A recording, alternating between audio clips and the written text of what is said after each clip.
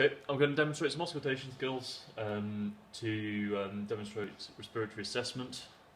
So I'm going to start in the upper lobes. Zach, if you can take some nice deep breaths for me.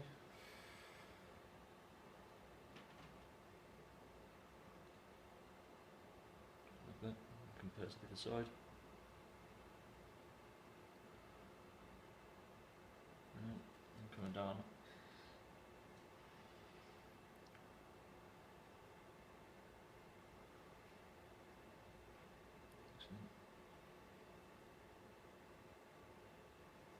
Okay, coming down again to the lower lobe.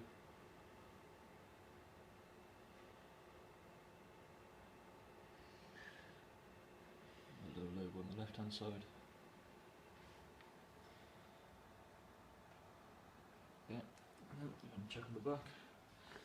So again up in the lower lobe, upper lobe.